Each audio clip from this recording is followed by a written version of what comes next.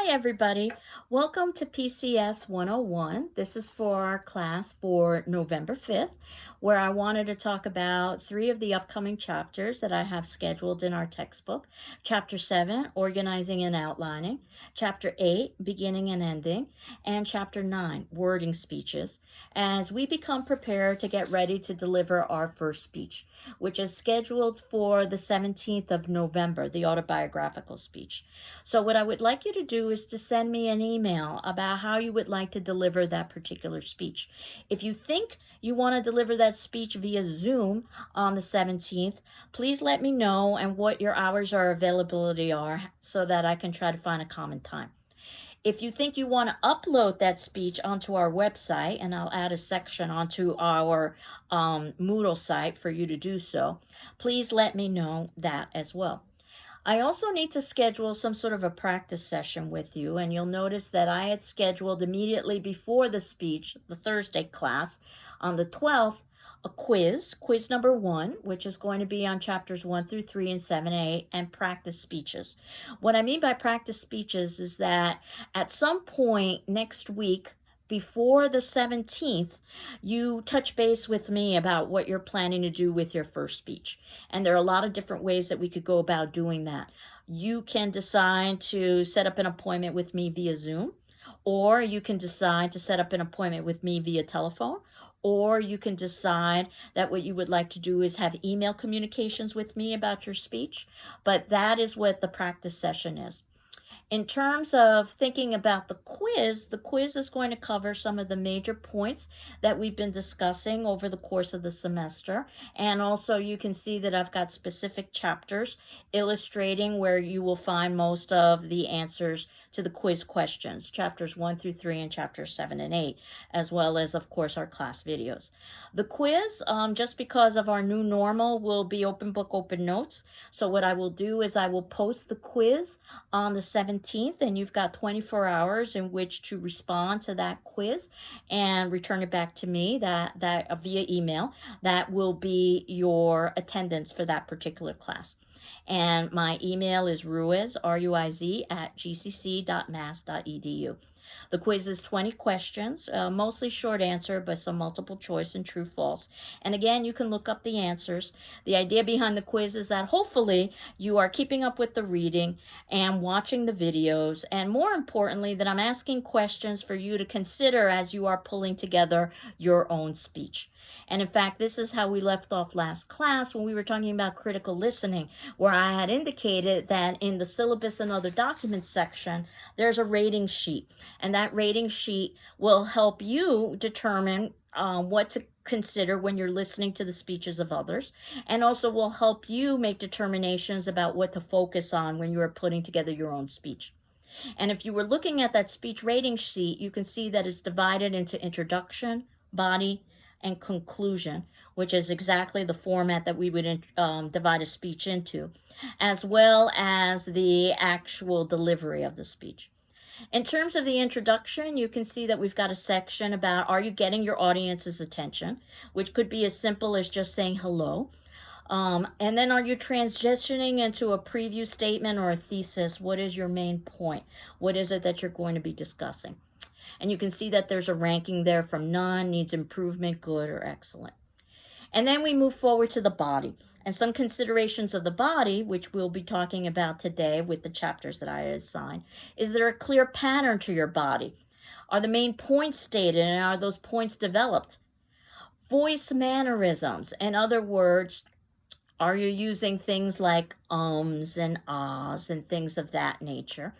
And well-chosen words.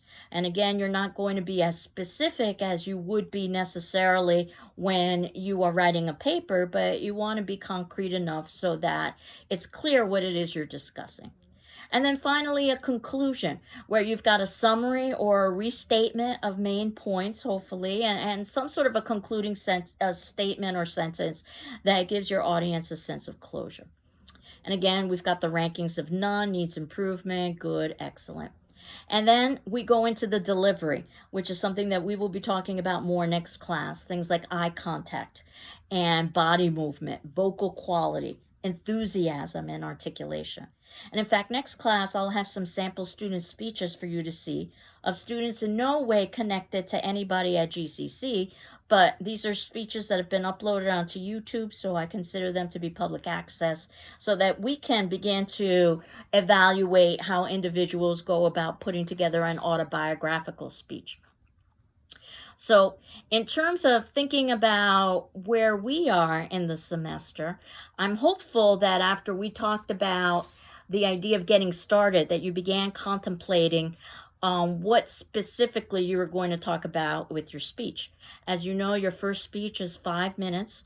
It happens to be an autobiographical speech, so you get to tell the audience a little bit about yourself. But you get to make decisions as to what to focus on. Are you going to do a life overview, or are you going to focus on just a particular time period or a particular individual or a particular hobby? Understanding that if you do that, remember, the speech is not about that other thing. The speech is about how that thing helps us understand who you are. There are lots of different ways to go about the autobiographical speech. One of the suggestions I have, if you don't feel too comfortable talking about yourself, is talking about education. It's the thing that we all share. So it could be what your past educational experience is like, or it could be your present education and why is it that you are taking this class at GCC, public speaking. Or it could be some of your future goals about education. That's always a safe bet. One of the things I've done is set aside, as I said, that practice session, so that one of the things we can do is to talk about how exactly you think you're going to be formulating that first speech. Are you going to do an overview? Are you going to focus on a particular area? Or are you going to perhaps talk about something like education? Or perhaps you have another idea that you would like to pursue. And after you see the sample speeches, that can also assist you as well. So, in terms of thinking about when we set up a time for our practice, whether we do it via Zoom or telephone or we do it via email, that all of that occurs before the 17th when you're actually delivering your speech, and that you've got an idea of what it is that you're planning on discussing for your particular speech. In terms of where we are today, organizing and outlining, and those are two of the major pieces in terms of preparation for your speech.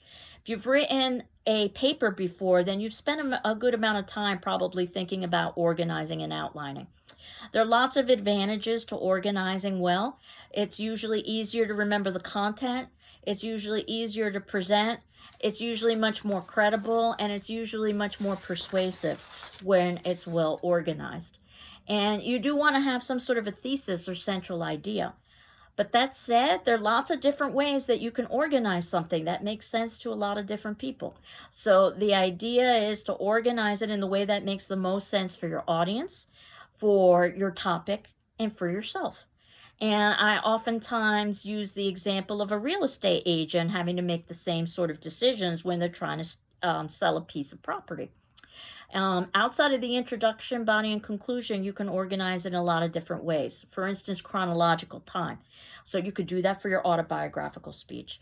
And imagine if you were a real estate agent, how you could do that if you were selling a piece of property. If it was very old, you could begin talking about how it was first built in the 1800s and work your way to the present. Or perhaps if you were a real estate agent and it was a very new property, you could say that no one has ever lived in that property before. So it's new construction, which could be very attractive. I don't know if it would be to your benefit as a real estate agent to talk about a piece of property from a chronological perspective if it's only 40 or 50 years old. It's not quite new and it's not quite old. Perhaps another organizational pattern would make more sense. Topical. And again, what you might have done in writing a paper or in writing an essay is determine that there were 3 or 4 major topics that you wanted to examine. And these would be categories. And in fact, what you might decide within those categories is that you can rank them. So they would be order of importance. So you would put the most important first so that you can impress your audience. But the difficulty with that is that your other arguments might be rather weak. You might end up disappointing your arguments. So perhaps you decide to put the most important last, and the advantage of that happens to be that you leave with a good impression, but will your audience stay with you as you're building up? So in other words, there isn't necessarily a particular way of doing order of importance, in that you might want to start with the most important or you might want to end with the most important. And most and least important can be very subjective. Again, think about that real estate agent. I think the property is going to dictate to that real estate agent what categories that real estate agent will be discussing. Things like a new roof, let's say, or the neighborhood, or the price point for the house. But that said, the individuals who are looking at the house also probably have their own biases. So one couple might find that the neighborhood is the most important, while another family might decide that the new roof is what's most important. So the real estate agent adapts accordingly. Or perhaps you can describe something spatially in a speech or in a paper. In other words, you're talking about locations. And if we wanted to think about that real estate agent, they're describing what that house looks like. So immediately when you walk into the house, to the left is a living room. And then immediately before you is a staircase. When over to the right is a den or a small extra bedroom. And then over to the left is a dining room. And in the center is a kitchen. And off of the dining room is a sliding glass door to a deck. Now, you've never been in this house, but you can at least begin to visualize what it looks like. Or perhaps you wanted to talk about something in terms of relationships, cause and effect, in relation to your organizational pattern. Though sometimes it's not easy to necessarily separate cause from effect. In other words, there are lots of different ways you can organize it, but you need to think about what your comfort level is, what your strengths are in terms of how you put together an argument, what the content is, the subject matter, and the audience, who's listening. And I oftentimes talk about organization. Something might make sense to you as an individual, but might not make sense to the average person, which is what you are aiming at. So if you were to ask the average person to envision something like an office, they would probably envision a file cabinet in there. And that file cabinet would probably be made out of metal, perhaps wood. And within that file cabinet would be a series of files that would be organized, probably alphabetically. And then if you were to go into my personal office, you would find in that file cabinet, there are no files, there's food instead. This organizational pattern makes perfect sense for me, but would not necessarily make sense for the average person. So if someone needed to use my office, I would probably need to restructure my organizational pattern so that the files are in the file cabinet, which is what most people would expect. So you should think about it in that way also when you are putting together your speech in relation to organization. What is it that your audience would expect? What is going to make the most sense to them? I do have some suggestions, and the text also has suggestions, that if you begin with the familiar and then you go to the unfamiliar, and it's a teacher trick that oftentimes is used when we start with old material and then we build upon it. You can ask questions. The idea, however, is that you are providing answers to those questions in the speech, or that you are asking a rhetorical question, a question which does not require an answer. Though when you're working with a live audience, you never know what you're going to get, because in terms of my asking a rhetorical question early on in my days of teaching, and this happened to be in a Shakespeare class when we were studying a play called A Midsummer Night's Dream, which happens to be about love and all of its mix-ups. And there's also a good amount of fantasy involved where there's magic spells involved. And it just turns out through magic spells that one of the characters, whose name is Bottom, he's aptly named, is turned into a bottom or an ass because he's an idiot. He's turned into a donkey. And then another character, the Queen of the Fairies, no less, she's at the highest level in the play. Through magic spells, she's manipulated to fall in love with the first thing she sees, which happens to be Bottom the ass. But a lot of times audience members, even with the explanation of magic, have difficulty understanding how can such a high-level character fall in love with an ass. Well, the idea is that love is blind. And I try to make it from a contemporary standpoint, something that's understandable by asking this rhetorical question. Well, how many of you have ever fallen in love with an ass? Assuming that people would snicker or perhaps nod. And the first time I asked that question, people actually answered. They raised their hands and they wanted to talk about their previous love relationships that did not go well, which is perfectly fine by me because that illustrated how Shakespeare is timeless and universal. But it was certainly something I wasn't expecting from a rhetorical question, that someone would actually answer it. So be prepared for anything when you're working with a live audience. You can't always predict. Perhaps what you want to do is present a problem and then a solution in terms of the way that you organize things. That would work probably very well for something like the persuasive speech, which is going to be our last speech of the semester, or even something like a process of elimination. So again, there are lots of different ways that you could go about putting together things. Just like there are lots of different ways that you could go to put together a speaking outline. Now, my assumption is that you probably are familiar with a written outline, which usually is much more detailed when you're writing an outline for something like a paper, because the more detailed, the better. It's different with the speaking outline. You don't want to have too much in the outline because you still want to be able to maintain eye contact with your audience and have a certain level of spontaneity. So you want your outline to focus on key words and phrases. And actually, next class, I'm going to show you a suggestion of an outline of how you could go about doing something just like that. But basically, what you want is a kind of list or something on note cards or something that's very easy to skim. And I don't think you get a very good example of that in your textbook. The outlines that are given to you in your textbook are very detailed. For instance, the outline about shark attacks. So if you were going to read the outline in its entirety, what you basically have is the speech itself. So usually just key words or phrases are sufficient in terms of an outline. But as I indicated, next class I will give you some suggestions, or I will indicate some suggestions of outlines. I'll put some out for you to look at, since today you're basically looking at the speech rating sheet. And the outline is very individual. So basically, it's about finding the format that works well for you. Some people like note cards. Some people like to write on sheets of paper. I prefer not to write on the backs of paper, just so that you can see the keywords and phrases. My outlines are very similar to what you see with your class notes. And basically, that's exactly what I've been doing, is writing a rough outline of the main points that I'm planning on discussing in these videos. That's my outline. And then I post that as the class notes.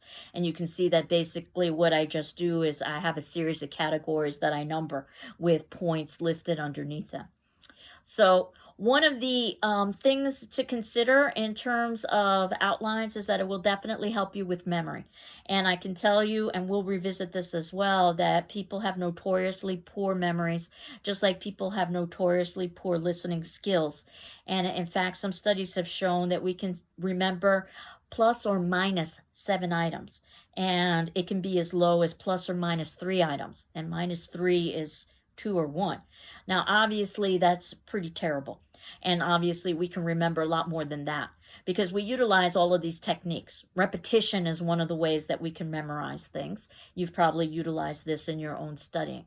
Chunking, grouping like items together, is another way that you can memorize things.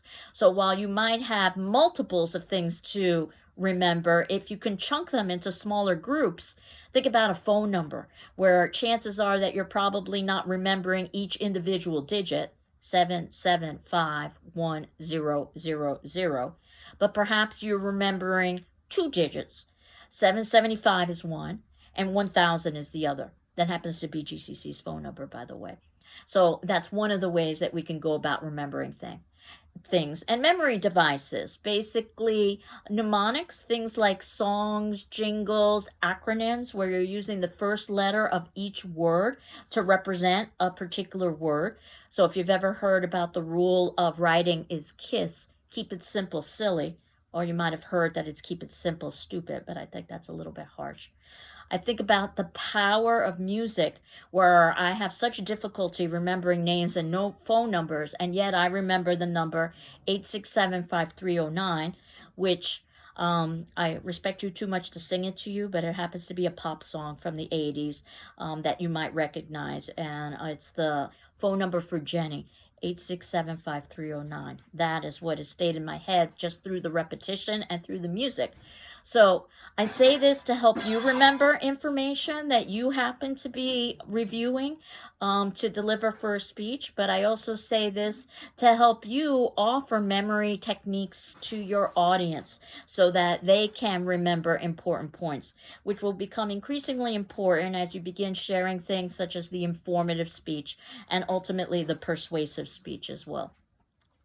So the last piece that I wanted to talk about was, or the second to the last piece I wanted to talk about was about beginning and ending speeches and the importance of the introduction and the conclusion. The body of the speech is important, but the introduction and the conclusion will probably be better remembered by your audience. So in other words, you want to put extra effort into that. And that's known as the primary recency effect, that we tend to remember best what we hear first and last. And again, there are lots of different ways that you can begin and end, and you've probably thought about some of these as you've put together papers in the past or perhaps speeches in the past. Talking about things that are real. In other words, talking about real life tends to engage an audience. Talking about things that are within the proximity of your audience, things that are nearby, tends to also be of interest to audience. Talking about things that are familiar, that tends to be of interest to audience, and that can be a very good way to begin or end. But also talking about things that are different as well. So in some ways, it seems to be almost a contradiction. Think about how oftentimes we are attracted to suspense or news of the odd, for instance. So something that perhaps upsets our expectations. That could be a good way to begin or end. Humor can be a good way to begin or end, but humor can be very individually based, so you want to be careful that you're not doing something that could be considered offensive by some of your audience members. Just merely stating that something is important can be a good way to begin or end. Questioning and answering. You can ask a question at the beginning and perhaps apply the answer at the end. A quotation, if it's relevant to your arguments, could be a good way to begin or end. And yes, you can go on Google and find a quote, but as you know, Google sometimes is not the most accurate or reliable source. I do recommend Bartlett's Familiar Quotations, which you can find online to find quotations. One thing that I would recommend is that if you're going to begin with a quotation, do tell us you're beginning with a quote. Because I do remember a student speech that I heard where the student began with a quote and didn't tell us they were beginning with a quote. And they were reading the quote so that they could get it exact. But what our fear was as audience was that they were going to read the entire speech, which is not what you want to do. You want to be able to have eye contact with your audience. So if they had just told us that they were beginning with a quote, we would have realized that they weren't going to be doing that over the entire speech, which eventually we did when they stopped reading their quote. But it would have been nice to have been given some warning. Storytelling is a good way to begin or end a speech because people love stories. Again, the story has to be relevant to the content that you're going to be discussing. Some sort of a personal reference to yourself could be a good way to begin or end a speech. Some sort of a startling statement could be a good way to begin or end a speech. And forecasting, in other words, telling us what you're going to be discussing it, and then reminding us what you talked about. That could be a good way to begin a speech. And in terms of doing something startling, I'll never forget a speech that I had once heard, and it was an informative speech, and it was right after we were taking a break. And basically what ended up happening is that this was an evening class, a 3-hour class, and we were on break. So at this point, people were eating or looking at their cell phones. I was looking at my notes, and it was towards the ending of the break, and I heard someone at the back of the class begin to choke. And at that point, time seemed to stand still, where I was thinking to myself, you got to stand up. You've got to get to this person. You've got to call security. Do you remember the Heimlich? I didn't have much time at all. Basically, I only had time to stand up, certainly not to get anywhere near this person, when another classmate of the person reached the person, performed the Heimlich maneuver, and out popped a rolled ball of paper. And I'll never forget how surreal that situation was as we were all staring at this rolled ball of paper. The person who performed the Heimlich calmly walks to the front of the classroom, moves me aside, and announces to the class that what we've all just witnessed was a simulation of a choking. But if it had been a real choking, would we have known what to do? And then he said, my speech today is about the Heimlich maneuver. And it was brilliant in terms of capturing attention. And all of it had been planned ahead of time. That the person who was choking was only pretending to choke. This was a friend of the person who was delivering the speech. The person who was delivering the speech made sure that they were delivering right after the break so they could have all of this planned ahead of time. And yes, things could have gone wrong. I can only imagine if someone else had reached this supposed choking victim and actually performed the Heimlich. You can actually break ribs doing such a thing. Or what if the person actually started to choke and this person merely continued to pretend to perform the Heimlich rather than actually perform the Heimlich? But again, I can say that all of it was very well planned and it was done wonderfully. And I'll never forget this in terms of a startling way to make a topic that could be considered somewhat dull really, really engaging to the audience. So certainly you can do startling things. You just want to be careful about how you go about them. So we had discussed last class, disrobing is not necessarily the best way to go about doing that. The last chapter that I had was about wording your speech, about that you want to have an oral style, not the written style that you're accustomed to with writing a paper. So it needs to be conversational. You usually use simpler vocabulary, shorter sentences, and it's much less formal. And again, you don't want to necessarily have an outline where you've got everything written out. You want to have keywords and phrases, and then you fill things in with unscripted material. I oftentimes liken it to preparing for an important conversation, such as asking an employer for a raise, where you might have some notes mentally of things that you want to discuss, but you certainly don't have it memorized, because it will sound like it's memorized. And you certainly aren't reading off of a sheet of paper. You're trying to have a conversation and you're adapting accordingly. Now, you can take some liberties with language, even though your language is going to be much more informal when you're wording speeches. These are usually some higher level skills where you can think about things like definitions. If you've ever heard of a denotation, that's a dictionary definition of a word, as opposed to the connotation, which is the association behind a word. And two words can have the same denotation or dictionary definition and two very different connotations or associations. Think of cheap and frugal, where basically both words have the same denotation. You don't spend a lot of money. But frugal is seen as much more positive, that this is an intelligent choice, as opposed to cheap, which is seen as much more negative, which is seen as a stingy choice. So the idea of thinking about the language you use and not just the denotation or the definition, but the connotation or the associations behind it. And a lot of times language can be used to manipulate. And I think they talk about that in the text when they were talking about something like a cheap imitation leather sofa or a cheap imitation diamond. I'm sorry, a real imitation a leather sofa or a real imitation diamond. Something can't be real and an imitation at the same time. So there's a little bit of manipulation that goes on there.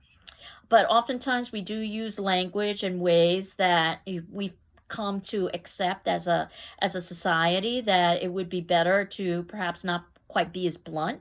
So, when you think about something like when we talk about using the restroom, chances are we're not resting in that room. It's very rare that we would say something like the toilet room, which is probably what we're using in there. Oftentimes we have euphemisms such as powder room or even bathroom.